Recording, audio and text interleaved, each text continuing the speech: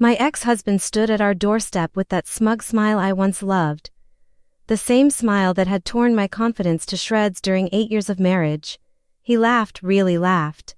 When I told him I was dating again, "You'll never be happy, Claire," he said. His voice dripping with certainty, "You're too broken for anyone to truly love."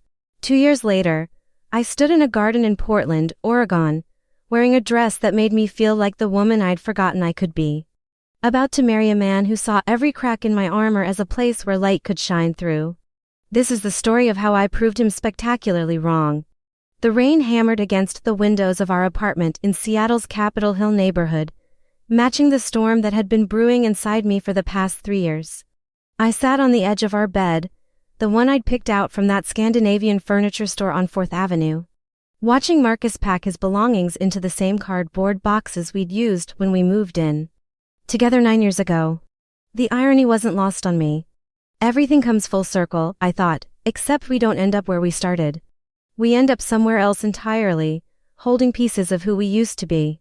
Marcus and I had met at the University of Washington during a particularly cold October in 2012. I was 23, studying marketing. Wearing oversized sweaters and believing that love conquered everything. He was 25. In his final year of software engineering. All confidence and charisma and big dreams about startups that would change the world. We fell in love the way young people do in Seattle. Over coffee at Victrola on 15th Avenue. Walks around Green Lake when the morning mist still hung over the water. Late night conversations about our futures that always seemed to align perfectly. We married 2 years later, in a small ceremony at Golden Gardens Park. My mother cried, his father gave a toast about partnership and perseverance, and I wore a simple white dress from a boutique in Ballard. I was 25 and believed I understood what marriage meant. I was wrong. Marriage, I would learn, isn't about the wedding day or the promises made in front of family and friends. It's about the 1,000 small moments afterward. The ones nobody photographs. The ones that reveal who people truly are when the romance fades and real life sets in. The first few years were good. Marcus landed a position at a tech company in South Lake Union, the kind of place with exposed brick walls and free kombucha on tap and beanbag chairs in the break room. I worked at a marketing firm downtown, taking the light rail every morning, feeling like I was building something meaningful. We rented a 1-bedroom apartment with a view of the Space Needle, saved money, talked about buying a house someday, maybe having kids. We were living the Seattle dream, the one they sell in magazines and tourism brochures. But dreams have a way of shifting when you're not paying attention. Marcus's job became more demanding, then all-consuming. He worked late, came home exhausted, spent weekends on his laptop preparing presentations for investors. I understood. The tech industry in Seattle is relentless. Everyone's chasing the next big thing, terrified of being left behind. I supported him, made dinners he barely touched, went to bed alone most nights, told myself this was temporary. Success requires sacrifice, right? That's what we tell ourselves in America, especially in cities like Seattle where ambition is currency and rest is perceived as weakness. Then the criticism started, small at first, easy to dismiss. "You're wearing that," he'd say before we left for dinner with his colleagues. "Maybe you could try harder with your appearance." Or, "You don't really understand the tech world, Claire. It's complicated." Or my personal favorite, delivered after I'd spent 2 hours cooking his favorite meal. "This is fine, but Sarah from work makes this incredible version with truffle oil. Maybe ask her for the recipe, Sarah." There's always a Sarah, isn't there? A colleague, younger, more aligned with his world. Someone who understood the intricacies of software development and venture capital rounds. Someone who wasn't me. I never met Sarah, but she lived in our apartment like a ghost, hovering in every comparison Marcus made, every suggestion that I wasn't quite enough. I shrank, that's the only word for it. I became smaller, quieter, more apologetic for taking up space. I stopped wearing clothes I loved, stopped suggesting restaurants or weekend trips, stopped believing that my opinions mattered. My friends from college noticed. Rebecca, my best friend since freshman year, confronted me one afternoon at a coffee shop in Fremont. "You're disappearing," she said, her brown eyes fierce with concern. The Claire I know wouldn't accept being treated like this. But I did accept it. For 3 more years I accepted it.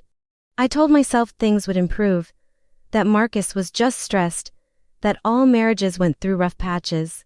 My parents had stayed together for 35 years through far worse. My mother had raised 3 children while my father worked 60-hour weeks as a civil engineer. They'd survived recessions, health scares, the death of my grandmother. Surely I could survive some criticism and loneliness. The affair revelation came on a Tuesday in March 2023, not with Sarah ironically, but with someone named Jennifer from his CrossFit gym. I found out the way people always seem to find out, through a text message he forgot to delete, opened while I was looking for a photo he'd taken of us at Christmas. Last night was amazing. Can't wait to see you again. I stood in our kitchen, holding his phone, feeling the ground dissolve beneath my feet. When I confronted him, he didn't deny it.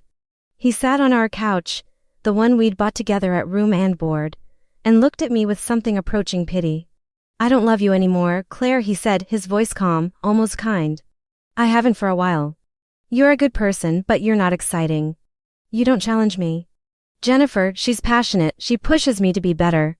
I wanted to scream that I'd been pushing him for years, that I'd sacrificed my own needs to support his career, that excitement fades but partnership endures. Instead, I said I want a divorce. The words felt foreign in my mouth, like speaking a language I'd never studied. But saying them unleashed something inside me, something that had been dormant for far too long. It was relief mixed with terror, grief tangled with the first threads of freedom. The divorce process was brutal in the way all divorces are brutal.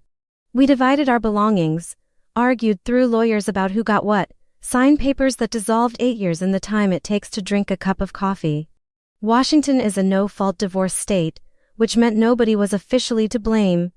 Though we both knew the truth, I moved out of our apartment into a studio in Ballard, a neighborhood I'd always loved for its maritime history and Nordic heritage. A place that felt like starting over. Marcus got the furniture, most of our savings, and his sense of righteousness. I got my clothes, my books, a mattress on the floor of a 400-square-foot studio, and a restraining order on my self-worth that would take years to lift. But I also got something else, time. Time alone. Time to remember who Claire Anderson had been before she became Claire Davis. Before she learned to apologize for existing, that's when the real work began. Not the legal work or the logistical work of separating two lives, but the internal archaeology of figuring out what parts of me had been buried and whether they could be excavated. I started therapy with a woman named Dr. Patricia Chen, whose office was in a converted house in Wallingford. I showed up every Tuesday at 4 p.m., sat on her comfortable couch, and talked about things I'd never said aloud. About how my father's workaholism had taught me that love meant tolerating absence. About how my mother's devotion had taught me that women exist to support men's dreams. About how Marcus had exploited those lessons until I'd become a supporting character in my own life. Chen didn't give me easy answers. She gave me questions instead. What do you want, Claire? She'd ask. Not what you think you should want. What do you actually want? I couldn't answer at first. I'd spent so many years contorting myself to fit Marcus's desires that I'd forgotten how to locate my own. But gradually, painfully, I started to find them. I wanted to feel valuable. I wanted to create something meaningful. I wanted to wake up without dread. I wanted to laugh without calculating whether my joy would irritate someone else. I threw myself into work, channeling all the energy I'd wasted trying to save my marriage into my career at Morrison Marketing Group. I pitched ideas I'd been too afraid to voice before, stayed late refining campaigns, volunteered for projects everyone else avoided. My boss, Patricia Morrison, a formidable woman in her 50s who'd built her company from nothing in the 90s, noticed. You're different, she said one evening as we reviewed a presentation. You're taking up space now. I like it. Taking up space. What a concept. For 32 years, I'd been taught that taking up less space was virtuous, that shrinking made me more palatable, more lovable. Now I was learning that taking up space meant having opinions, making demands, refusing to disappear. It felt dangerous and exhilarating, like learning to walk on a tightrope without a net. 6 months after the divorce was finalized, Marcus showed up at my studio apartment. I don't know how he got my address, probably from mutual friends who felt loyalty to both of us and didn't understand that neutrality in divorce is impossible. He stood in my doorway looking thinner, more tired, wearing the same athletic gear he'd worn when he left. "I made a mistake," he said. "Jennifer and I didn't work out. I've been thinking about us, about what we had. Maybe we moved too fast with the divorce." I stared at him, this man I'd loved for nearly a decade, and felt nothing. Not anger, not longing, not even satisfaction at his admission.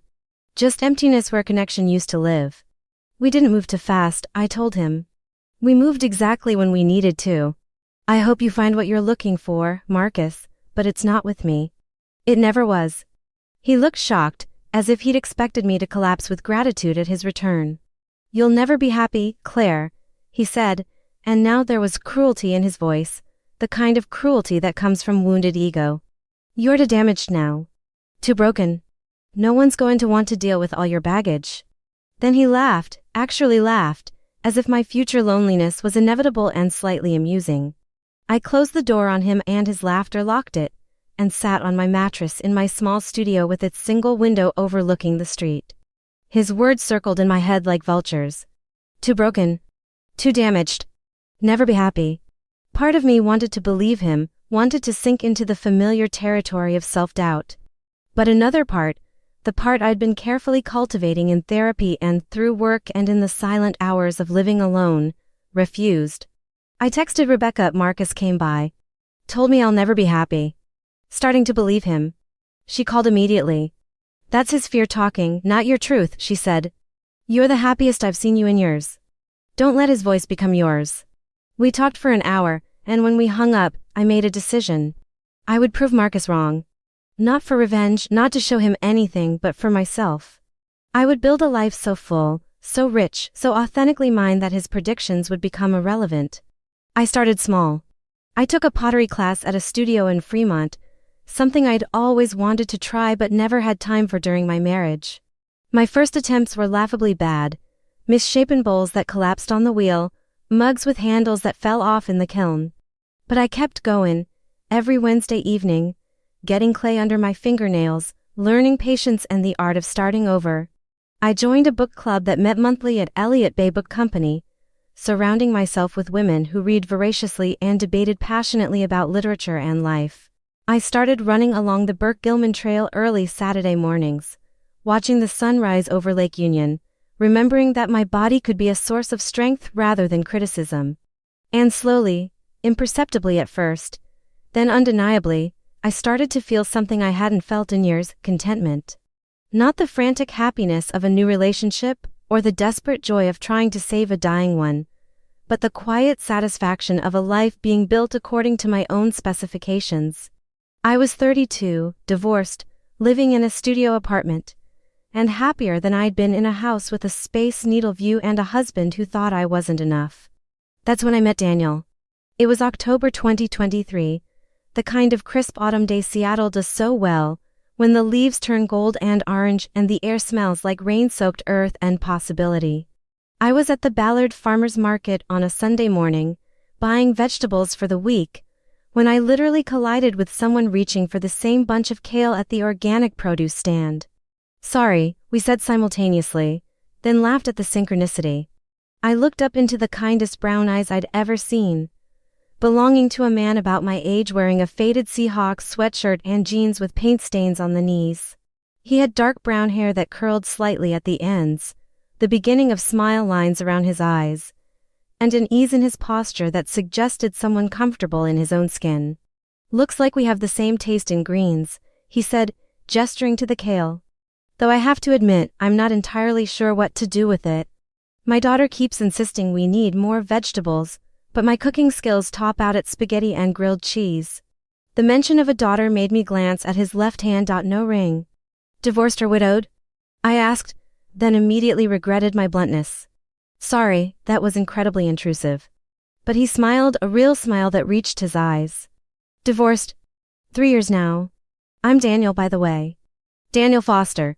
He extended his hand, and when I shook it, I noticed his palm had calluses, the kind that come from working with your hands.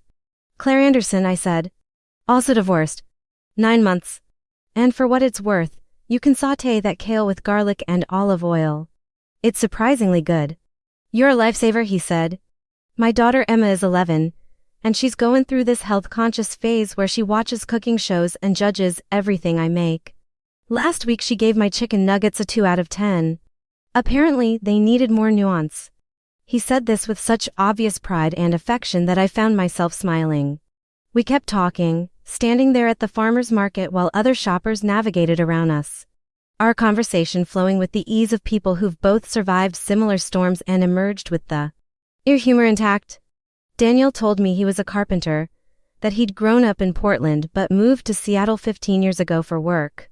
He specialized in restoration, bringing old houses back to their original beauty while updating them for modern living.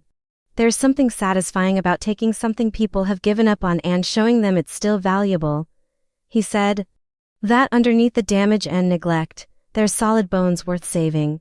I told him about my work in marketing, about my pottery class disasters, about how I was learning to live alone and discovering I actually liked my own company. I didn't mention Marcus or his cruel prediction. Some wounds are still too fresh to show strangers, even kind ones with paint-stained jeans. Do you want to get coffee? Daniel asked after we'd been talking for 20 minutes. There's a place right across the street that makes incredible lattes. Unless you have somewhere to be, which I'm just now realizing you probably do since it's Sunday morning and I've been monopolizing your farmer's market time. I did have somewhere to be. I was supposed to meet Rebecca for brunch in an hour. But something about this man, about the way he talked about his daughter and his work and his own divorce without bitterness or performative wounds, made me want to stay.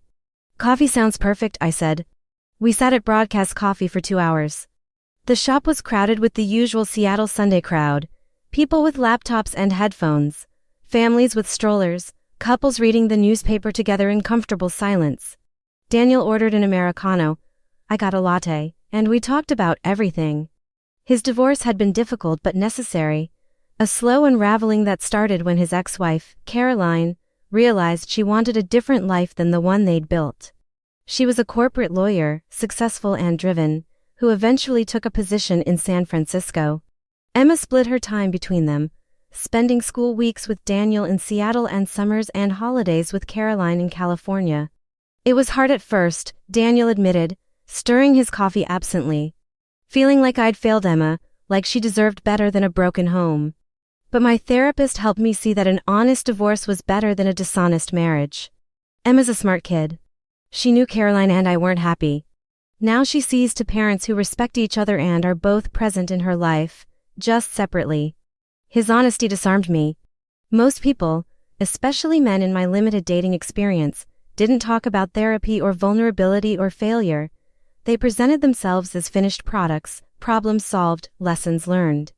Moving forward with confidence, Daniel presented himself as a work in progress. Someone still figuring things out. And somehow that made him more trustworthy. My marriage ended because my ex-husband had an affair. I found myself saying, but honestly, the affair was just the final symptom of something that had been dying for years. He made me feel like I was never enough, like I needed to constantly apologize for being myself. Looking back, I don't think he meant to be cruel. I think he genuinely believed I wasn't meeting his standards. The problem was, his standards required me to become someone else. Daniel nodded slowly. Caroline used to say I lacked ambition. She couldn't understand why I was content being a carpenter when I could have gone to business school, become a contractor, built an empire. But I love the work itself, the craftsmanship, the way a perfectly fitted joint or a beautifully restored window frame can make someone happy. To her that was settling. To me it was enough. Do you think we're broken? I asked suddenly. People who've been divorced, I mean. Do you think we're too damaged for healthy relationships? He looked at me carefully, his brown eyes serious. I think we're experienced, he said. We know what doesn't work. We know what we won't tolerate. We know ourselves better than people who've never had to rebuild their lives from scratch. That's not damage. That's wisdom. I felt something shift inside me. A loosening of the knot Marcus's words had tied. My ex-husband told me I'd never be happy, I said. That I'm too broken for anyone to love. Daniel's expression hardened. Your ex-husband sounds like an asshole, he said bluntly. Sorry, that's not my place. But Claire, I've known you for 2.5 hours, And I can already tell you're not broken. You're healing. There's a difference. We exchanged numbers before we left, and he texted me that evening, "Thanks for the kale advice and the conversation. Would you want to have dinner sometime?" No pressure, just to experience people enjoying a meal together. I stared at my phone for 5 minutes before responding. Part of me wanted to decline, to stay safe in my carefully constructed solitary life. But another part, the part that had been slowly coming back to life over the past 9 months, wanted to say yes. To take a risk. To see where this unexpected connection might lead. I texted back, "Dinner sounds great. When works for you?" Our first date was at a small Italian restaurant in Fremont called Westward. Daniel had suggested it because it overlooked Lake Union and the sunset views were spectacular. He showed up 15 minutes early, wearing dark jeans and a button-down shirt that looked like he'd ironed it specifically for this occasion, and brought me a single sunflower. "Emma helped me pick it," he said with a slightly embarrassed smile. She said roses were too serious for a first date, but showing up empty-handed was unacceptable. 11-year-olds have strong opinions about dating etiquette. I loved the sunflower, loved that he'd consulted his daughter, loved that he was nervous in a way that felt genuine rather than performative. We sat outside despite the October chill, wrapped in blankets the restaurant provided, and watched the sky turn pink and orange over the water. We talked about our childhoods, his in Portland where his father had been a union electrician and his mother a teacher. Mine in Spokane where my dad had built bridges and my mom had volunteered at our church and somehow managed to make 3 kids feel loved despite having very little money. We talked about Seattle, about how the city had changed over the past decade, becoming more expensive, more congested, more crowded with tech workers and tech money. "I miss the old Seattle sometimes," Daniel admitted. "The one that felt like a small town pretending to be a city." But change is inevitable, right? Cities are like people. They grow, they evolve, they become different versions of themselves. "Do you think people can change?" I asked. "Really change, I mean. Or do we just become more ourselves?" He considered this, taking a sip of his wine. "I think we're always ourselves, but sometimes we forget who that is. We adapt to relationships, to jobs, to expectations, and we lose sight of our core. Then something happens, a divorce, a crisis, a moment of clarity, and we remember. We don't become different people. We become authentic versions of who we always were." I wanted to kiss him right then, in that moment, with the sunset painting the sky and his words hanging in the air between us. But I didn't. It felt too soon, too fast, and I was determined not to rush into anything this time. I'd spent 8 years in a marriage that started with passion and ended in emptiness. I wanted to build differently now, with intention and care and honesty. We went on more dates. Daniel took me to a Mariners game in April, even though baseball season was just starting and the weather was unpredictable. We sat in the cheap seats at T-Mobile Park, ate overpriced hot dogs, and cheered for a team that was terrible but beloved. He took me to Discovery Park, and we hiked the trails through the forest to the lighthouse, talking about our fears and hopes and the strange process of starting over in your 30s. I took him to the Seattle Art Museum on a rainy Saturday, and we spent 3 hours wandering through galleries, making up stories about the people and paintings, laughing at modern installations we didn't understand. But mostly, we just spent time together doing ordinary things. Grocery shopping, cooking dinner at his house, a small craftsman in Greenwood that he'd restored himself, watching movies on his couch while Emma did homework in her room. He introduced me to Emma in December, carefully, casually, as his friend Claire who also liked science fiction movies. Emma, a serious girl with her father's brown eyes and her mother's direct manner, assessed me thoroughly during our first meeting. "Do you like my dad?" she asked bluntly while Daniel was in the kitchen making popcorn for our movie. "I do," I said honestly. "Are you going to hurt him?" The question caught me off guard with its adult concern. "I'm going to try very hard not to," I said. "But relationships are complicated, Emma.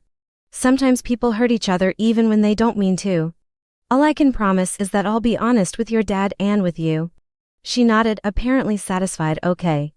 But if you do hurt him, I know karate."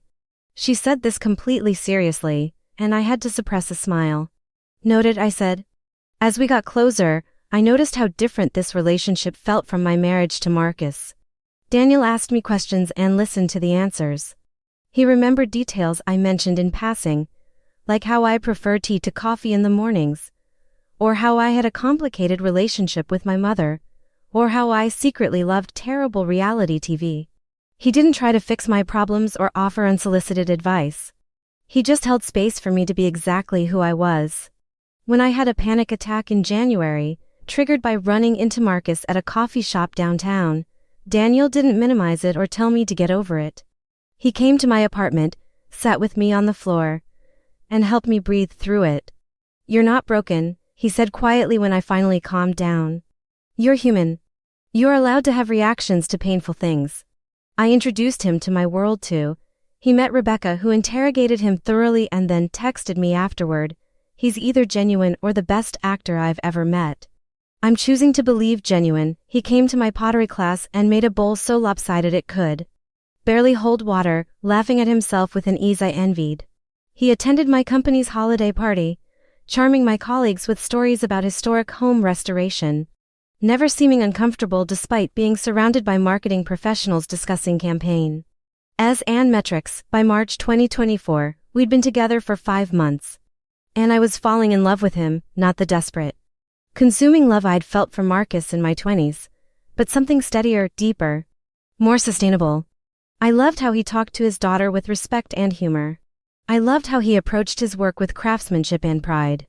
I loved how he made me laugh, how he encouraged me to take up space, how he seemed genuinely interested in my thoughts and feelings and opinions. But I was also terrified. Love, I'd learned, could transform into criticism and neglect. Promises could be broken. People could change their minds. Marcus's words still echoed in my head during vulnerable moments. "You're too damaged. No one's going to want to deal with all your baggage." "I need to tell you something," I said one evening in April as we sat on his back porch, watching the sun set behind the Olympic Mountains. Daniel was refinishing a chair he'd found at an estate sale, and I was attempting to read a book but mostly just watching him work. He put down his sandpaper. "Okay. I'm scared," I said. "Of this, of us, of getting hurt again. My marriage destroyed something in me, Daniel. It took years of being told I wasn't enough. And even though I know intellectually that Marcus was wrong, that his treatment of me said more about him than about me, I can't shake the feeling that I'm fundamentally unlovable. That eventually, you'll see all my flaws and decide I'm not worth the effort." He moved his chair closer to mine, took my hand. "Can I tell you what I see when I look at you?" he asked. "Okay," I whispered. "I see someone brave enough to leave a situation that was hurting her. I see someone who's done the hard work of therapy and self-reflection instead of just jumping into another relationship to avoid being alone. I see someone funny and smart and creative who makes terrible pottery but keeps showing up to class anyway. I see someone who's kind to my daughter without trying too hard to be liked. I see someone I want to know more deeply, someone I'm falling in love with, flaws and baggage and all." I started crying, not from sadness but from relief. "You're falling in love with me?" "Yeah," he said simply, "I am.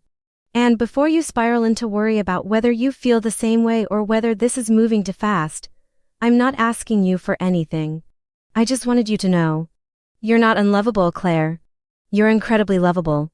Your ex-husband was just too limited to see it." We kissed then, properly, deeply, with all the emotion I'd been holding back for months. When we finally pulled apart, I said, "I'm falling in love with you too. And it terrifies me." "Good," he said, smiling. "Love should be a little terrifying. It means we're risking something real." Over the next few months, we continued building our relationship with intention. We had hard conversations about our pasts, our fears, our expectations. Daniel told me about his struggles with depression after his divorce, how he'd gone to therapy and learned to ask for help.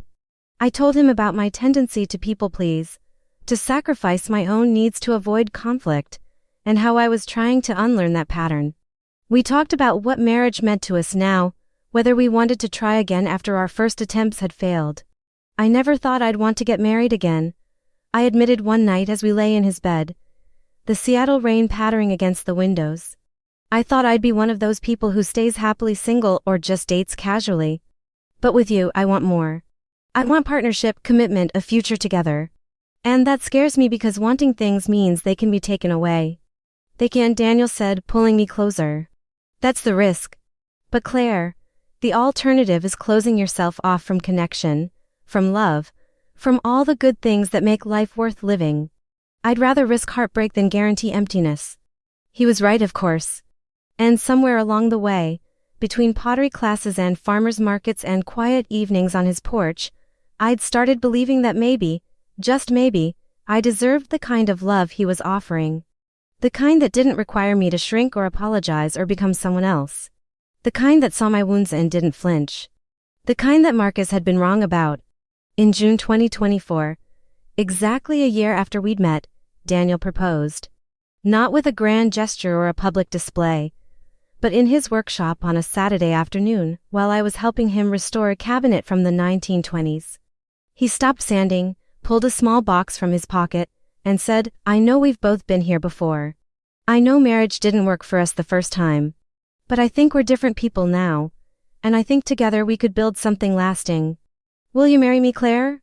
I said yes without hesitation, without fear, with complete certainty that this was right. We decided on a small wedding in Portland, Daniel's hometown, in early October. Just close family and friends, nothing elaborate, nothing performative. A celebration of us exactly as we were. As we planned, I couldn't help thinking about Marcus's prediction. "You'll never be happy." How wrong he'd been. How profoundly, spectacularly wrong. The wedding planning consumed us in the best possible way through that summer of 2024. Daniel and I spent weekends driving to Portland. Meeting with a wedding coordinator Emma helped us choose because she insisted that weddings needed professional guidance and we were too busy being in love to handle logistics. She wasn't wrong. We toured venues, tasted cakes, debated color schemes with an earnestness that surprised us both considering we'd both sworn off elaborate weddings after our first marriages. We settled on the Portland Japanese Garden for the ceremony. Daniel had taken me there on one of our early trips to visit his parents, and I'd fallen in love with the carefully manicured landscapes, the way nature was shaped but not dominated. How every element served a purpose while maintaining beauty. It felt like a metaphor for what we were trying to build. A relationship where two individuals maintained their essential selves while creating something greater together. Work at Morrison Marketing Group was thriving. Patricia had promoted me to senior account manager. In May, acknowledging the work I'd been pouring into major campaigns. I was handling accounts for 3 significant Seattle-based companies, a sustainable clothing brand, an independent bookstore chain, and a craft brewery trying to expand into the Portland market. The irony of that last one wasn't lost on me as I planned a wedding in Portland. One August afternoon, I was in a meeting with the brewery's founder Jason Chen, discussing strategies for their Portland launch, when my phone buzzed with a text from an unknown number. I ignored it, continuing to present our social media strategy, but it buzzed again, then again. Jason noticed my distraction. "You can check that," he said kindly. "We've been at this for 2 hours. Take a break." I picked up my phone and felt my stomach drop. 3 messages, all from Marcus. "Heard through the grapevine you're getting married. Congratulations." Actually, that's a lie. Not congratulations. I'm not that evolved yet. Can we talk? I know I don't have the right to ask, but I need to say some things. I excused myself, walked to the restroom and called Rebecca. "Marcus just texted me," I said without preamble. "He wants to talk." "Block him," she said immediately. "Claire, you're in such a good place. Don't let him back in, not even for a conversation." "I know," I said. "But part of me wants to hear what he has to say. Not because I still care about him, but because maybe I need closure." "Closure is overrated," Rebecca said. "It's just another word for letting toxic people have one more shot at you." She was probably right. But curiosity gnawed at me. What could Marcus possibly want to say after a year and a half of silence? I texted back, "I'm engaged, yes. I'm also busy and not interested in rehashing the past. Whatever you need to say, please just text it." His response came quickly, "That's fair. I just wanted to apologize. For all of it. The way I treated you during our marriage, the affair, the things I said when I came to your apartment. I was cruel because I was hurting, and that's not an excuse, but it's an explanation. You deserved better than what I gave you. I see that now. I hope you're truly happy." I stared at the text for a long moment. 2 years ago, these words would have meant everything to me. I would have dissected every sentence, looking for hidden meanings, wondering if he wanted me back, torturing myself with what-ifs. Now they felt hollow. Not because I thought Marcus was insincere, but because his apology no longer held power over my healing. I'd done that work myself with Dr. Chen, with Daniel, with the painstaking effort of rebuilding my self-worth brick by brick. I wrote back, I appreciate the apology. I do hope you find peace and happiness, Marcus. I found mine. Then I blocked his number, not out of anger but out of protection. Some chapters need to close completely before new ones can fully begin. That evening, I told Daniel about the texts over dinner at his house. Emma was at her mother's for the week, so it was just us, making pasta in his kitchen while NPR played softly in the background. He listened without interrupting, his hands steady as he chopped vegetables for our sauce. How do you feel about it? He asked when I finished. Relieved, I said honestly. 2 years ago, his cruelty almost destroyed me. Now it's just sad noise from someone who couldn't love me the way I needed. The power's gone. Daniel set down his knife and pulled me into a hug. You've done such hard work to get here, he said into my hair. I'm proud of you. The wedding date approached with alarming speed. My mother flew in from Spokane 2 weeks before, insisting she needed to help despite having helped very little with my first wedding. She'd aged since I'd last seen her at Christmas, more gray in her hair, deeper lines around her eyes. My father had died 5 years earlier from a heart attack, sudden and devastating, and she'd never quite recovered from the loss. Are you sure about this? She asked one afternoon as we shopped for shoes in downtown Seattle. Marriage didn't work the first time. What makes you think it will work now? The question stung even though I'd asked myself the same thing countless times. Because I'm different now, Mom, I said carefully. And Daniel isn't Marcus. We communicate. We respect each other. We've both done the therapy and the work to understand what went wrong in our first marriages. She picked up a pair of cream-colored heels, examined them critically. Your father and I stayed married for 35 years, she said. We had hard times, terrible times, times when I wasn't sure we'd make it.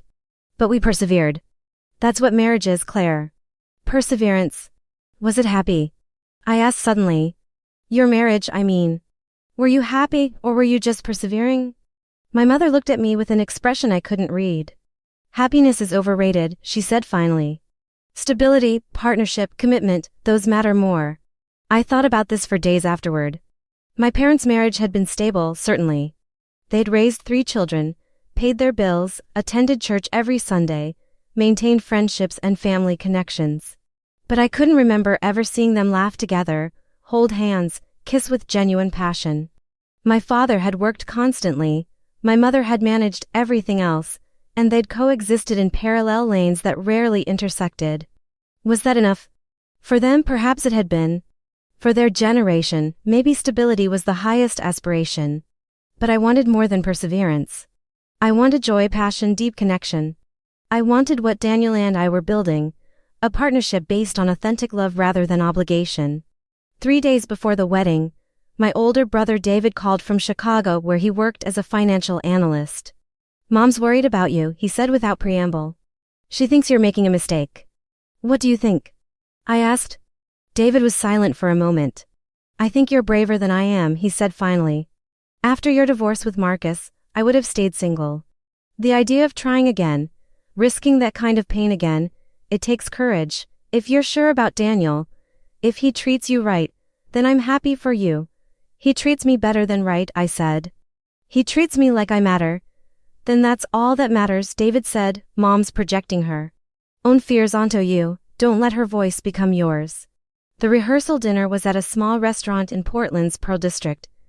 The kind of intimate space with exposed brick and Edison bulbs that felt quintessentially Pacific Northwest. Daniel's parents, Robert and Linda Foster, were warm and welcoming in a way that made me ache for what I'd missed in my own family. Robert, retired now from electrical work, told stories about teaching Daniel carpentry as a child.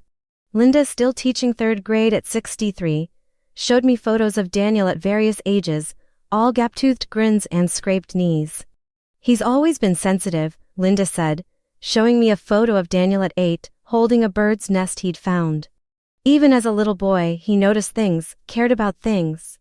His father worried he was too soft for this world, but I always knew that sensitivity was his strength. Emma gave a speech at the dinner that made everyone cry. She stood at the front of the room in the dress she'd picked out herself, navy blue with silver stars, and spoke with confidence that belied her 11 years. When my parents got divorced, I thought my family was broken, she said. But then I realized that families can be different shapes and still be whole. My dad has been happier this past year than I've ever seen him. Claire makes him laugh, and she treats me like a real person instead of just a kid. I'm excited to add her to our family, even if it's a weird-shaped family now. I hugged her afterward, this brave, perceptive girl who'd been through so much and emerged with her heart intact. Thank you, I whispered, for sharing your dad with me. Just don't hurt him, she whispered back. Remember, I know karate. The morning of the wedding, October 6, 2024, dawned clear and cool. Rebecca helped me get ready in our hotel room at the Kimpton Hotel Monaco in downtown Portland. She'd been my maid of honor at my first wedding too, had watched me marry Marcus with hope and optimism, had held me when that marriage disintegrated. Now she helped me into a different dress, simpler than my first, cream-colored instead of white, with delicate lace sleeves and a flowing skirt that moved like water.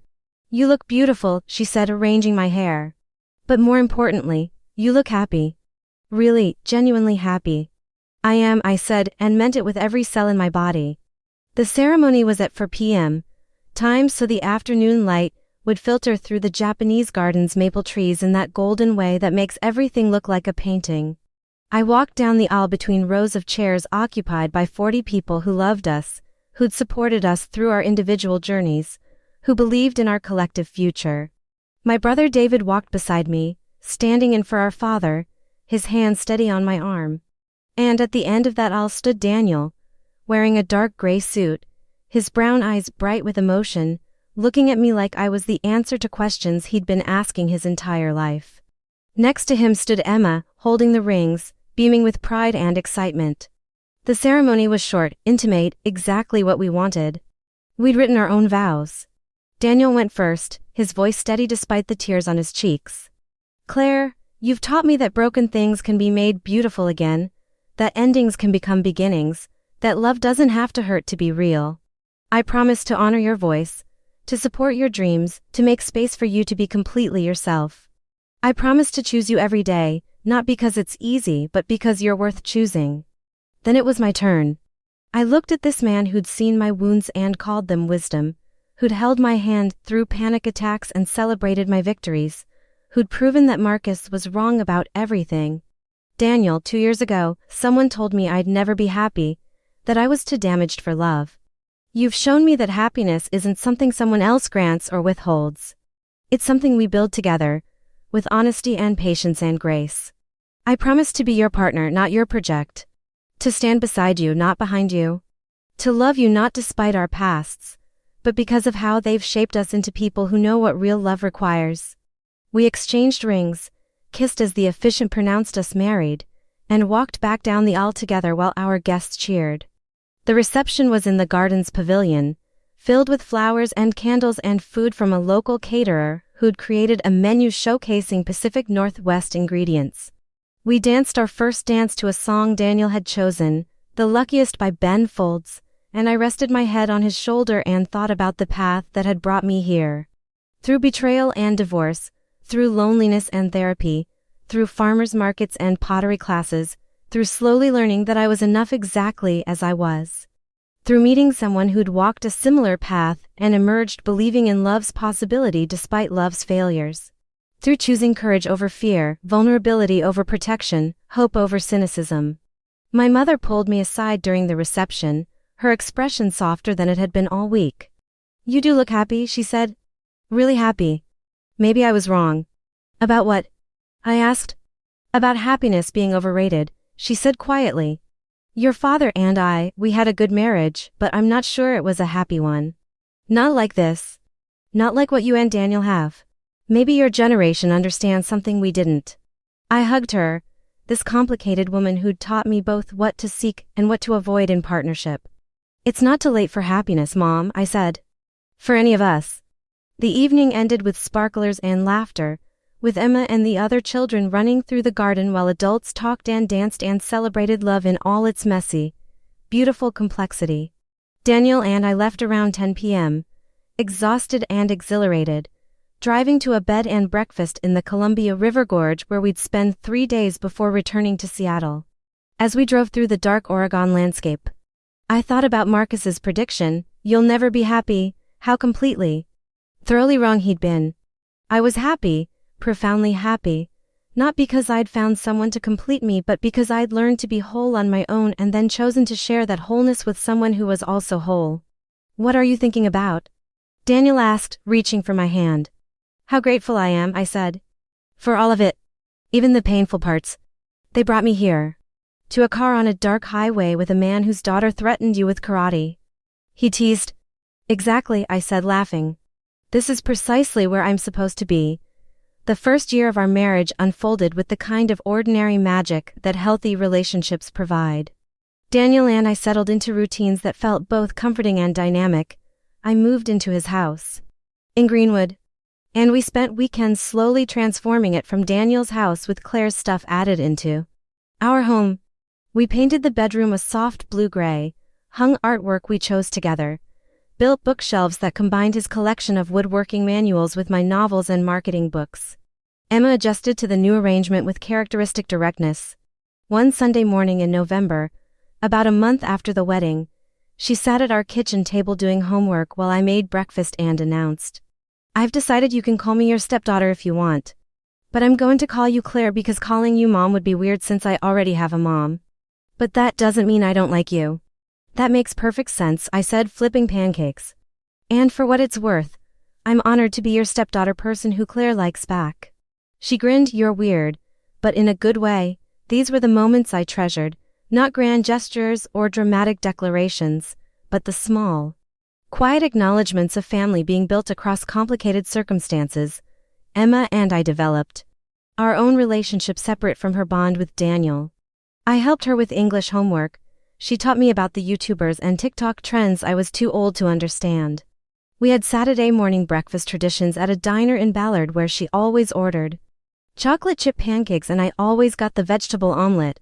Caroline, Emma's mother, remained cordial but distant. She'd remarried shortly after her divorce from Daniel, to another lawyer in San Francisco, and seemed content in her new life. She sent Christmas cards, called Emma regularly, and maintained polite boundaries with Daniel and me. It was, I recognized, the best possible version of a divorced co-parenting situation. Work continued to flourish. The craft brewery's Portland expansion that I'd been managing launched in January 2025 to significant success. Patricia called me into her office one Friday afternoon and offered me a partnership in the firm. "You've brought in 3 major accounts this year," she said, "and more importantly, you've mentored our junior staff in a way that's elevated everyone's work. I'm building this company to last beyond me, and I want you as part of that foundation." I accepted, feeling the kind of professional validation I'd never experienced during my marriage to Marcus. He'd always subtly diminished my career, suggesting that marketing was less important than his tech work, that my successes were smaller than his. Daniel, by contrast, celebrated every achievement. When I came home and told him about the partnership, he opened a bottle of champagne and insisted we toast properly. "To my brilliant wife," he said, clinking his glass against mine, "who keeps proving that being told you're not enough is just someone else's fear speaking." But life, as it always does, presented challenges alongside celebrations. In March 2025, Daniel's mother Linda had a stroke. Not a massive one, but significant enough to require hospitalization and rehabilitation. Robert called us at 6 a.m. on a Tuesday, his voice shaking with fear and exhaustion. Daniel and I drove to Portland that afternoon, Emma with us because her school was on spring break. We spent a week at the hospital, taking turns sitting with Linda while she slowly regained speech and movement. Robert, usually so steady and strong, fell apart in the way people do when the person they've built their life around suddenly becomes fragile. He cried in the hospital cafeteria, telling Daniel he didn't know how to function without Linda, that she'd been his anchor for 42 years. "What do I do if I lose her?" he asked, this 70-year-old man reduced to terror at the prospect of losing his partner. Daniel held his father while he cried, and I saw in that moment the kind of love I wanted to emulate. Not the passionate, consuming love of youth, but the deep, sustaining love of people who've chosen each other every day for decades. Robert and Linda had that. My parents hadn't. And Daniel and I were trying to build it. Linda recovered slowly but steadily. By May, she was back home, attending physical therapy 3 times a week, frustrated by her limitations but determined to improve. Daniel drove to Portland every other weekend to help his father with household tasks Linda could no longer do easily. I went with him when I could, bringing groceries, cooking meals they could freeze, sitting with Linda while she did her exercises. "You're a good daughter-in-law," Linda told me one afternoon as we sat on her back porch watching hummingbirds at the feeder. Her speech was still slightly slurred, but improving daily. "Daniel chose well this time." "This time?" I asked carefully. "Caroline was brilliant but cold," Linda said bluntly. She looked at Daniel and saw potential she wanted to reshape. "You look at him and see value exactly as he is. That's the difference between a good marriage and a great one." Her words stayed with me during the drive back to Seattle. Value exactly as he is. That's what Daniel did for me too. He didn't try to change me, improve me, mold me into his ideal woman. He saw who I was, appreciated that person, and chose to build a life alongside me. It was so fundamentally different from my experience with Marcus that sometimes I still couldn't believe it was real. Summer brought its own rhythms. Emma spent 6 weeks in San Francisco with Caroline, and Daniel and I had the house to ourselves. We took a week-long trip to the Oregon coast, staying in a small rental house in Cannon Beach. We hiked along the shore, watched the sunset over Haystack Rock, read books on the porch while rain drummed on the roof, made love in the afternoons with an easiness that still surprised me. One evening, as we sat on the beach watching the tide come in, Daniel said, "Have you thought about having kids?" The question caught me off guard. We'd talked about it before we married, agreed we were both open to the possibility, but hadn't discussed it seriously since the wedding. "Have you?" I asked. "Yeah," he said. "I love being Emma's dad. I'd love to do it again, especially with you. But I also know you're 34, you're building a career, and you've already sacrificed enough of yourself in your first marriage. I don't want you to do something this significant just because it's what I want." I leaned against him, feeling the solid warmth of his shoulder. "I want kids," I said slowly. I didn't with Marcus, not toward the end anyway. The thought of bringing children into that marriage felt like setting them up for pain. But with you, with us, with what we've built, I want it. I want to create a family together. When? He asked. "Not yet," I said. "I want to enjoy this for a while longer. Just us, figuring out marriage, building our partnership. Maybe in a year or 2. "That sounds perfect," he said, kissing the top of my head. We started trying to conceive in September 2025. Approached it with the same intentionality we brought to everything else in our relationship. We talked openly about our hopes and fears, about what kind of parents we wanted to be, about how we'd manage careers and childcare, and the inevitable challenges of raising humans in an increasingly complex world. But by December, after 4 months of trying, nothing had happened. My period arrived with its usual ruthless punctuality every 28 days, and each time I felt a mixture of disappointment and relief. Disappointment because I wanted this next chapter, this family expansion. Relief because I was also terrified of how a child would change us, whether our relationship was strong enough to weather the stress everyone said parenting brings. "Should we see a doctor?" Daniel asked one evening as we decorated our Christmas tree, Emma stringing lights while we hung ornaments. "Let's give it another few months," I said. It hasn't been that long. But privately, I worried. I was 34, not exactly old but no longer young either. What if Marcus's cruelty had been right in a different way? What if I couldn't have children? What if my body, like my first marriage, was fundamentally broken? I made an appointment with my gynecologist in January 2026, just to check, to make sure everything was functioning as it should. Dr. Sarah Wong, a practical woman in her 40s who'd been my doctor for 5 years, examined me thoroughly and found nothing obviously wrong. "Sometimes it just takes time," she said. "You're healthy, your cycles are regular, there's no reason to think you can't conceive. But if you're still not pregnant in 6 months, we can start exploring fertility treatments." 6 months felt like an eternity. But I nodded, thanked her, and went home to tell Daniel the news. He hugged me close. "Whatever happens, we're okay," he said. If we have biological children, wonderful. If we adopt, wonderful. If it's just Emma and us, wonderful. I married you, Claire. Everything else is bonus. His words helped, but they didn't erase the growing anxiety I felt every month when my period arrived. I tried not to let it consume me, tried to focus on work and Emma and the life we'd built. But there was a hollowness growing, a sense that despite all my healing and growth, perhaps I really was too broken in some fundamental way. In February, Rebecca got engaged to her long-term boyfriend Marcus. Yes, Marcus. Different Marcus, not my ex, though the name coincidence was unfortunate and the source of many jokes. Her Marcus was a teacher, kind and patient and nothing like mine. She called me immediately after he proposed, squealing with excitement. And I was genuinely happy for her, even as I felt the sting of envy that she'd found love, and would probably have no trouble getting pregnant when they were ready. You're next, she said, meaning pregnancy since I was already married. We're trying, I admitted. Not happening yet. Her tone shifted from excitement to concern. How long? 5 months, I said. I know that's not long in the grand scheme, but it feels long when you're waiting. It will happen, Rebecca said with certainty I didn't feel. Your body isn't broken, Claire. You're just overthinking it. Stress makes it harder to conceive. I knew she was right about the stress.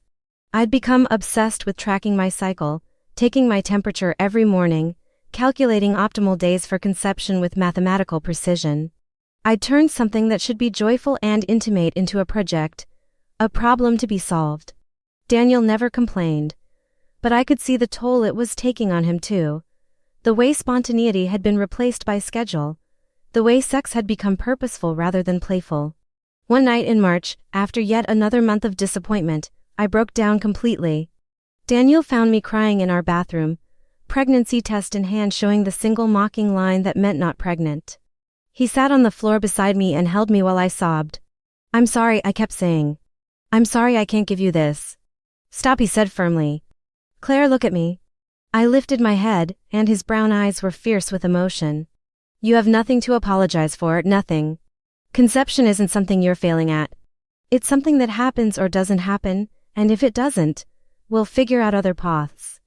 But I need you to hear me, you are not broken. Your worth, our marriage, our family, none of it depends on whether you can get pregnant. But I want this, I whispered. I want to have your child. I want to create someone who has your kindness and your laugh and your capable hands. And I want that too, he said gently. But I want you more. I want you healthy and whole and not tearing yourself apart over this.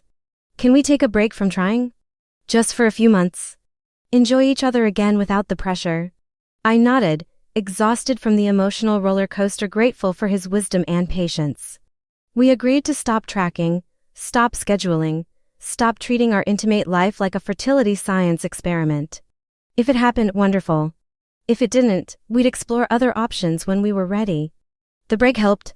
Over the next 2 months, Daniel and I reconnected in ways we'd lost while focused on conception. We took Emma camping in the Cascade Mountains, spent a long weekend in Vancouver celebrating our first wedding anniversary, went dancing at a club in Capitol Hill like we were young and childless and perfectly content with that. I poured energy into work, taking on a challenging new client who wanted to rebrand their entire company. Daniel started teaching woodworking classes at a community college, sharing his skills with others who wanted to create with their hands. Life felt full again, purposeful, not defined by what was missing but by what was present.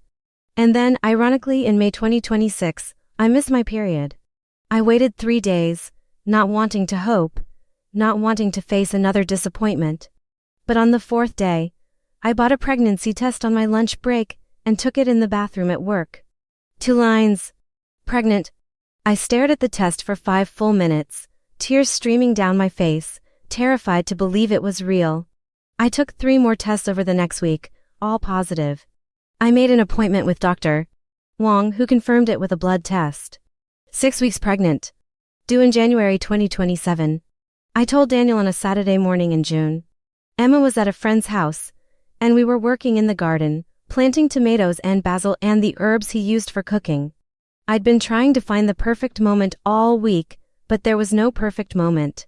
So I just said it, kneeling in the dirt beside him. I'm pregnant. He went very still, his hands frozen in the soil. Then he turned to look at me, and I saw tears in his eyes. Really? Really, I said, crying too. About 8 weeks now. He pulled me into a hug that smelled like earth and sunshine and new beginnings. We're having a baby, he said, his voice full of wonder. We're having a baby, I echoed. We told Emma that evening. She processed the information with typical 11-year-old directness. So I'm going to be a big sister? That's weird but cool. Will the baby sleep in my room? No, we'll convert the guest room into a nursery, Daniel said. Good, because I need my space, Emma said. Then, more softly, I think I'll be good at being a big sister. You'll be great at it, I assured her. The pregnancy was harder than I expected. Morning sickness hit me with a vengeance, lasting well into the second trimester. I spent July and August exhausted, nauseous, barely able to work. Patricia was understanding, letting me work from home most days, assuring me that the partnership wasn't contingent on me being superhuman while growing a human. Daniel took care of everything. He cooked meals I could stomach, usually bland carbohydrates and ginger tea. He handled all the household tasks I was too tired to do. He rubbed my feet, held my hair when I vomited, never once complained about the toll pregnancy was taking on our life. This is temporary, he kept saying. You're building our child. Let me build everything else for now. By September, the nausea finally eased, and I started to feel human again.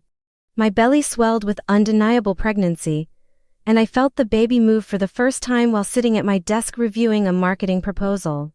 A flutter, then a definite kick, a reminder that this was real, that I was actually going to be a mother. We found out in October that we were having a girl. Emma was thrilled. Finally, another girl in this house, she said. Dad's outnumbered now. Daniel just smiled, his hand on my belly, feeling his daughter move beneath his palm. I'm so outnumbered, he agreed, and I've never been happier about anything in my life. As my due date approached, I thought often about the journey that had brought me here. 4 years ago, I'd been in the midst of divorcing Marcus, convinced I was too broken for love, too damaged for happiness. He'd laughed at the idea that I could build a better life, predicted my inevitable loneliness with cruel certainty. How spectacularly wrong he'd been. I wasn't just happy. I was fulfilled, partnered, about to become a mother, surrounded by love I'd built through intentional choices and hard work. I'd proven that healing was possible. That starting over wasn't failure but courage. That the right person doesn't fix you but stands beside you while you fix yourself. In December, 3 weeks before my due date, we hosted Christmas at our house. Rebecca and her fiancé came, along with David and his wife from Chicago, Daniel's parents now both recovered and healthy. Emma's excitement palpable as she helped me set the table despite my protests that I could still do things 8 months pregnant. We ate dinner in the dining room Daniel had built an extension for, surrounded by the family we'd created through biology and choice and circumstance. Robert gave a toast, his voice still emotional from how close he'd come to losing Linda. To family, he said in all its forms and iterations. To the people we're born to and the people we choose. To second chances and new beginnings. To the understanding that broken things, when properly cared for, become stronger at the broken places. I caught Daniel's eye across the table, and he smiled at me with such love that I felt it physically, a warmth that spread through my chest and settled in my bones. This was happiness. Not the absence of problems or pain, not the fairy tale ending where everything is perfect, but the deep satisfaction of a life built on authentic foundation. With a partner who saw me clearly and loved what he saw. My water broke on January 8, 2027, 3 days past my due date. We'd been watching a movie, Emma already in bed, when I felt the unmistakable gush. I think it's time, I said calmly, though my heart was racing. Daniel went into efficient mode, grabbing our hospital bag, calling his mother to come stay with Emma, helping me to the car. We drove through Seattle's winter rain to Swedish Medical Center, and somewhere during that drive, terror gave way to excitement. I was about to meet my daughter. Our daughter. Labor was long and difficult, 22 hours of contractions that seemed to break me open in ways that had nothing to do with my body and everything to do with my spirit. Daniel stayed beside me the entire time, holding my hand, wiping my forehead, whispering encouragement when I was convinced I couldn't continue. And finally, at 6:47 a.m. on January 9, 2027, our daughter was born. 7 pounds 4 ounces, with Daniel's dark hair and my stubborn chin. The nurse placed her on my chest, this tiny perfect human we'd created, and I wept with joy and exhaustion and overwhelming love. "She's perfect," Daniel said, his voice thick with tears. "You're both perfect." We named her Grace, for the grace we'd both needed to find our way to each other, for the grace required to heal from past wounds, for the grace of second chances and new beginnings. Emma met her sister that afternoon, holding her carefully while sitting in the hospital chair, looking at Grace with wonder.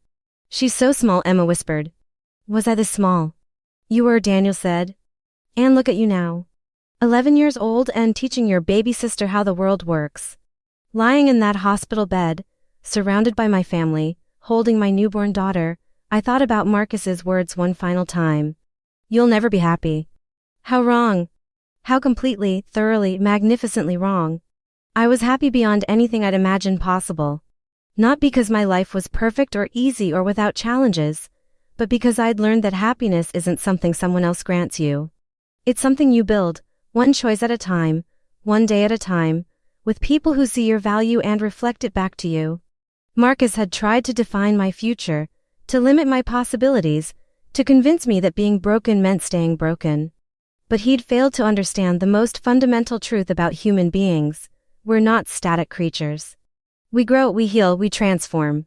And sometimes, the people who break us provide the exact motivation we need to become stronger. As I looked at my daughter's tiny face, felt Daniel's hand in mine, heard Emma asking questions about what babies eat and when Grace would be old enough to play, I felt gratitude for all of it. Even for Marcus, in a strange way, because his cruelty had forced me to leave, to rebuild, to discover my own strength. Without him, I wouldn't have found Daniel. Without the breaking, I wouldn't have learned how to heal. Grace opened her eyes then, dark blue and unfocused, looking in my general direction. And I made her a silent promise: I would raise her to know her worth. I would teach her that being loved shouldn't require shrinking, that partnership means standing beside someone, not behind them, that happiness is built, not bestowed. I would show her, through my marriage to her father, what healthy love looks like. And I would tell her, someday when she was old enough to understand, that her existence was proof that we can write new stories, that past chapters don't dictate future endings. That someone's cruel prediction doesn't become our destiny unless we allow it. 2 years after Marcus laughed at my prospects for happiness, I held the proof of how wrong he'd been. My marriage wasn't just perfect. It was real, built on solid ground, tested by challenges and strengthened by how we faced them together. And I was happy. Profoundly, authentically happy. Not despite my past, but because of how I transformed it. Chapter 5. The confrontation and triumph. Grace's first year was a beautiful chaos of sleepless nights, endless diaper changes, and the kind of exhaustion that rewires your understanding of what the human body can endure. But it was also filled with firsts that made every difficult moment worthwhile. Her first smile at 6 weeks, directed at Daniel while he sang her a lullaby he'd improvised about carpentry. Her first laugh at 4 months, triggered by Emma making ridiculous faces. Her first solid food at 6 months. Sweet potato that ended up everywhere except her mouth. Daniel was a natural father. Patient and present in ways my own father never had been. He wore Grace in a carrier while working in his shop, narrating his woodworking process to her, as if she understood the intricacies of joinery and wood grain. He split nighttime feedings with me equally, never suggesting that child care was primarily my responsibility despite me breastfeeding. He treated fatherhood like his carpentry, with skill, care, and the understanding that quality takes time. Emma embraced big sisterhood with enthusiasm tempered by 11-year-old realism. She loved Grace but also found her boring and loud. She'd hold her while watching YouTube videos, occasionally singing to her but mostly just tolerating Grace's existence until she was old enough to be interesting. It was, I recognized, a perfectly healthy sibling dynamic. Work was challenging with a newborn. Patricia had been supportive during my pregnancy, but running a partnership while caring for an infant tested the limits of human multitasking. I took 3 months of maternity leave, then transitioned to working from home 3 days a week. Daniel adjusted his carpentry schedule to be home when I had important meetings or deadlines. We cobbled together childcare through family help, a part-time nanny, and the kind of creative scheduling that required a shared calendar and military-level coordination. But we made it work because we were partners in the truest sense.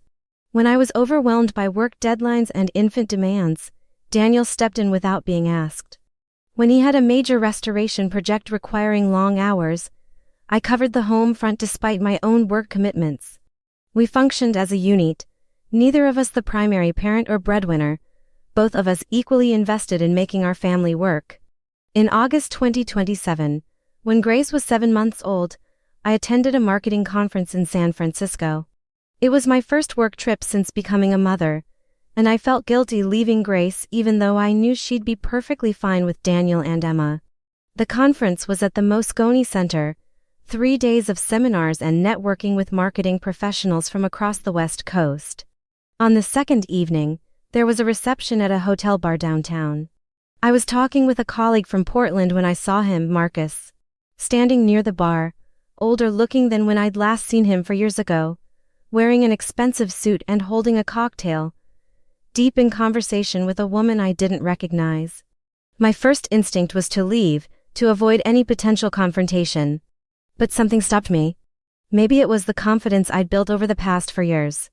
Maybe it was the wedding ring on my finger and the photos of Grace on my phone. Maybe it was just exhaustion with running from past ghosts.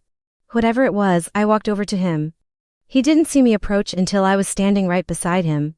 When he looked up and recognized me, shock flashed across his face, followed by something that looked like embarrassment. "Claire," he said, recovering quickly. "Wow. I didn't expect to see you here." "Marcus," I replied evenly. "I didn't expect to see you either. I didn't know you worked in marketing now." "I don't," he said. "I'm here representing my company. We're looking for marketing firms to help with our new product launch. This is Jennifer, our VP of Operations." Jennifer, the woman he'd cheated with. She extended her hand, professional and polished, clearly unaware of or unconcerned with the awkwardness of this situation. We shook hands, exchanged pleasantries, and she excused herself to talk to someone else, leaving Marcus and me standing in uncomfortable proximity.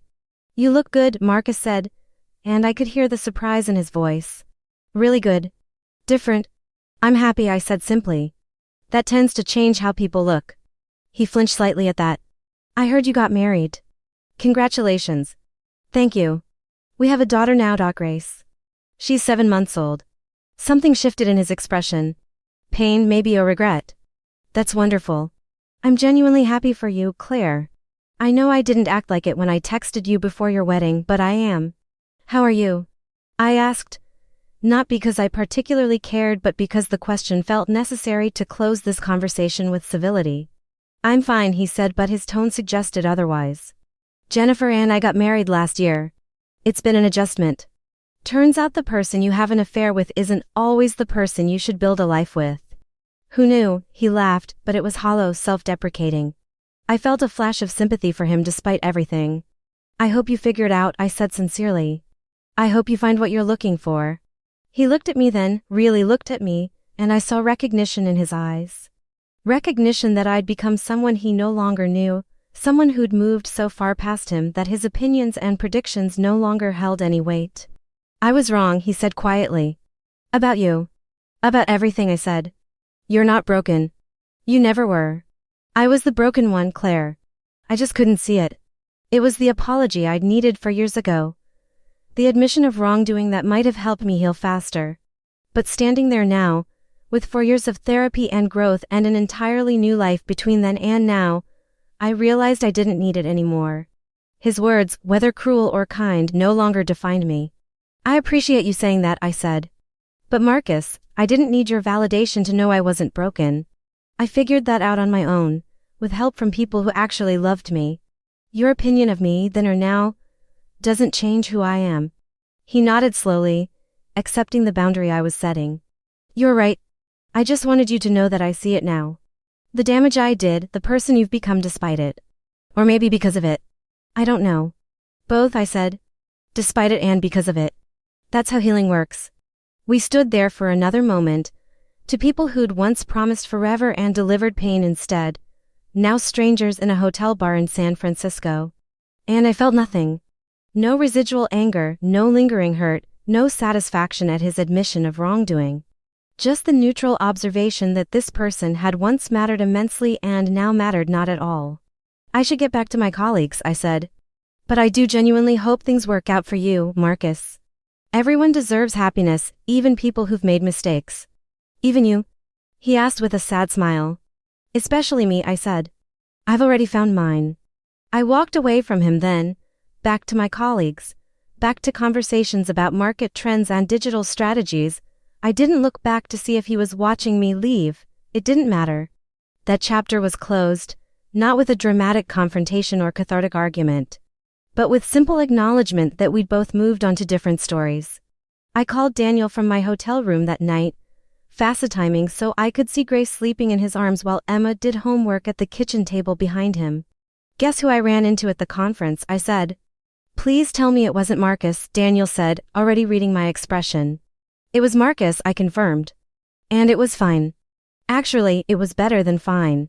He apologized, admitted he was wrong about me, and I realized I didn't need or want his apology anymore. It had no power. He had no power. Daniel smiled at me through the screen, pride evident in his expression. Look at you. 4 years ago, running into him would have destroyed your day. Now it's just an interesting footnote. Exactly, I said. That's how I know I've actually healed. Not because I forgive him or don't forgive him, but because he's become irrelevant to my emotional landscape. I'm proud of you, Daniel said. And Grace says she's proud of you too. Though currently she's more focused on trying to eat my shirt. I laughed, feeling the warmth of my life spread through me despite being 300 miles away from it. Tell her I'll be home tomorrow and we'll work on her shirt-eating technique together. The conference ended the next day, and I flew back to Seattle feeling lighter than I had in years. Seeing Marcus hadn't reopened old wounds. Instead, it had confirmed what I'd been slowly learning, that my happiness wasn't dependent on his approval or apology, that my worth wasn't determined by whether he recognized it. That I'd built a life so full and rich that his presence in it had shrunk to insignificance. Fall brought new challenges and joys. Grace started crawling in September, pulling herself across our hardwood floors with determination that reminded me of Daniel's persistence with difficult restoration projects. Emma started 6th grade, navigating the social complexities of middle school with varying degrees of success. Daniel took on a major project restoring a historic theater in downtown Seattle. Work that was professionally fulfilling but time-consuming, and I launched a new initiative at Morrison Marketing Group, focusing on sustainable businesses and ethical branding. It was work that felt meaningful, aligned with my values. The kind of professional fulfillment I'd never experienced during my marriage to Marcus, when my career had felt like a secondary consideration. In November, Rebecca got married to her Marcus in a beautiful ceremony at a winery in Woodinville. I was her maid of honor, standing beside her as she married a man who looked at her the way Daniel looked at me, with complete devotion and genuine partnership. During the reception, we found a quiet moment outside on the winery's terrace, overlooking the vineyard rows in their autumn dormancy. Can you believe we're here? Rebecca asked, leaning against the railing. 4 years ago, you were getting divorced, convinced you'd never be happy. Now look at us. You're married with a baby, I just married the love of my life, and we're both thriving. It's surreal, I admitted. Sometimes I still can't believe this is my actual life. That I get to wake up next to Daniel every morning, watch Grace grow, build a career I'm proud of. It feels like I'm living someone else's much better story. It's your story, Rebecca said firmly. You wrote it, Claire. Every hard choice, every therapy session, every moment you chose yourself instead of settling. You wrote this ending. It's not an ending, I said. It's just a new chapter. And honestly, I'm excited to see what comes next. Grace's first birthday in January 2028 was a small celebration at our house. Just family and close friends. A smash cake that Grace destroyed with enthusiastic glee, presents she was more interested in eating than opening. Emma had made her a card that said happy first birthday to my sister, who is still kind of boring but getting better. Daniel and I laughed until we cried. As I watched Grace covered in cake, Daniel filming on his phone, Emma trying to teach her to say birthday despite her limited vocabulary, I thought about the journey that had brought me here. From the apartment in Capitol Hill, where Marcus had packed his things, through the loneliness and therapy and pottery classes. Through the farmer's market meeting and careful courtship and decision to risk love again. Through pregnancy and birth and this first beautiful year of motherhood. It had been for years since Marcus had stood in my doorway and predicted my perpetual unhappiness. For years since he'd laughed at the idea that I could build a better life. And in those 4 years, I'd done exactly that. Not to prove him wrong, though that was satisfying, but to prove to myself that I was capable of more than I'd believed. That being told you're broken doesn't make it true. That endings can become beginnings if you're brave enough to start over. In March 2028, Daniel and I took a weekend trip to Portland without the kids. Emma was staying with Caroline in San Francisco for spring break, and Grace spent the weekend with Daniel's parents, who were delighted to have extended grandparent time. We stayed at a bed and breakfast in the Pearl District, spent Saturday morning walking through Powell's books, had lunch at a food cart pod that had become a permanent fixture since our last visit. On Saturday evening, we went back to the Portland Japanese garden where we'd been married 3.5 years earlier. It was late afternoon, the spring cherry blossoms in full bloom, painting the garden in shades of pink and white. We walked the paths we'd walked on our wedding day, past the places where our guests had sat, through the pavilion where we danced. "Do you ever regret it?" Daniel asked as we sat on a bench overlooking the koi pond. "Marrying me, I mean. Taking the risk after everything Marcus put you through." I looked at him, this man who'd shown me what partnership actually meant, who'd held my hand through panic attacks and pregnancy, who'd proven day after day that love didn't have to hurt to be real. "Never," I said. "Not once. You've given me everything I didn't know I needed. Safety, respect, partnership, joy. You've shown me that being loved shouldn't require becoming smaller. You've done the same for me," he said. After Caroline, I thought maybe I wasn't cut out for marriage. That I was too ordinary, too unambitious, too content with simple things. You showed me that ordinary is beautiful, that ambition doesn't have to mean constantly chasing more, that contentment is actually an achievement. We kissed there in the garden, surrounded by cherry blossoms and the sound of water flowing over rocks, and I felt the deep satisfaction of a life well built. Not perfect, not without challenges or difficulties, but authentically ours is constructed on foundation of honesty and mutual respect and the kind of love that sustains rather than consumes. That evening, over dinner at a restaurant in the Alberta Arts District, Daniel raised his glass in a toast. "To us," he said. "To second chances and new beginnings. To proving that broken things, when properly cared for, become stronger at the broken places. To building a life that's better than anything we imagined in our first attempts. And to you, Claire, for being brave enough to try again." "To us," I echoed, clinking my glass against his. "To happiness being something we build rather than something we're granted. To partnerships that elevate rather than diminish. And to you, Daniel, for seeing value in me when I couldn't see it in myself." We flew back to Seattle on Sunday evening, picked up Grace from Daniel's parents, came home to our house in Greenwood that felt more like home than anywhere I'd ever lived. I put Grace to bed, reading her the same board book about Goodnight Moon and Goodnight Room that we'd read 1,000 times. She was almost asleep when I finished, her thumb in her mouth, her dark hair curling against her forehead, just like Daniel's did. I stood in her doorway watching her breathe, this tiny person Daniel and I had created, this proof of possibility and second chances. And I thought about what I'd tell her someday, when she was old enough to understand about pain and healing and the lies people tell us about our own worth. I'd tell her that someone once predicted I'd never be happy, that I was too damaged for love, that my brokenness was permanent. I'd tell her that I believed him for a while, carried his words like stones in my pockets, let them weigh down every step toward healing. But then I'd tell her about the farmer's market, and the man with paint-stained jeans, about learning that healing isn't about becoming undamaged but about integrating damage into a stronger whole. About discovering that the right person doesn't fix you but stands beside you while you fix yourself. I'd tell her that 2 years after that cruel prediction, I stood in a garden in Portland wearing a dress that made me feel beautiful, marrying a man who thought I was valuable exactly as I was. And that for years after, I had everything Marcus said I'd never have: genuine happiness, authentic partnership, a family built on love rather than obligation. Most importantly, I tell her that other people's predictions about our future have no power unless we give them power. That being told we're broken, insufficient, unworthy of love doesn't make it true. That we get to write our own stories, even after someone else tries to write the ending for us. Standing in Grace's doorway, watching her sleep in the home Daniel and I had built together, I smiled at the thought of Marcus's words 4 years ago. "You'll never be happy." He'd been so certain, so smugly confident in his assessment of my limitations. How completely, magnificently, perfectly wrong he'd been.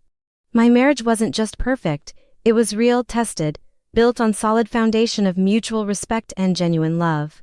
It was daily choice and conscious partnership, and the kind of happiness that comes from being authentically yourself with someone who loves exactly that person, and I was happy. Not in the desperate, prove something to someone way, but in the deep, sustainable way that comes from building a life aligned with your values, surrounded by people who see your worth, doing work that matters, raising a child who will know she's valuable simply because she exists. Marcus had tried to write my ending, but I'd written it myself instead.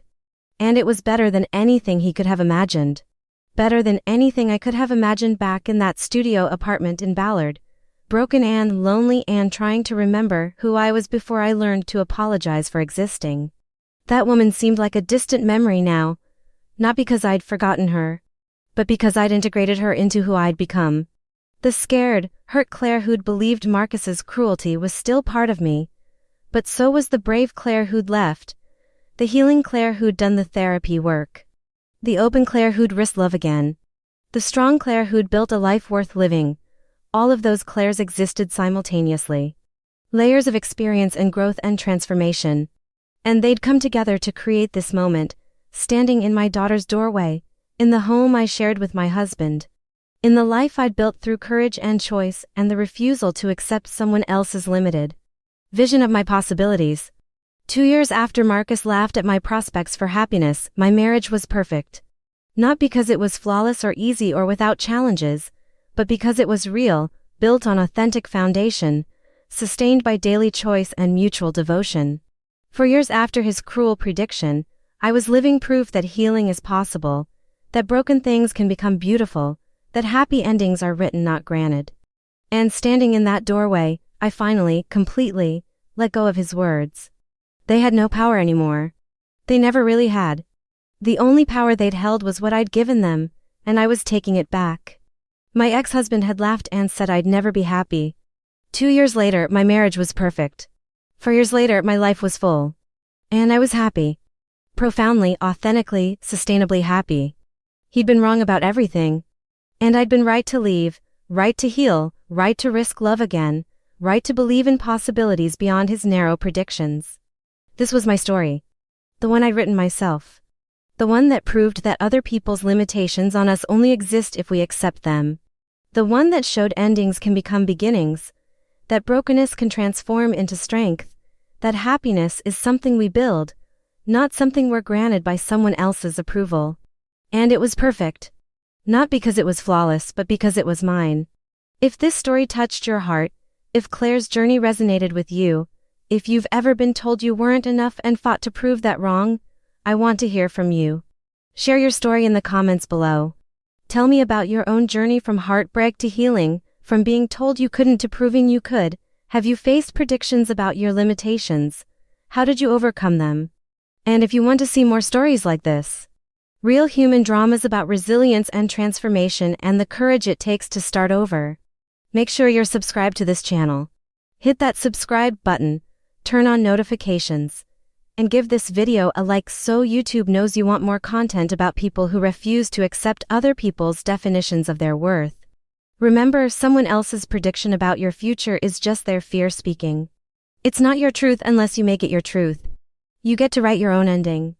And sometimes, the best revenge against cruelty is building a life so beautiful that their words become irrelevant.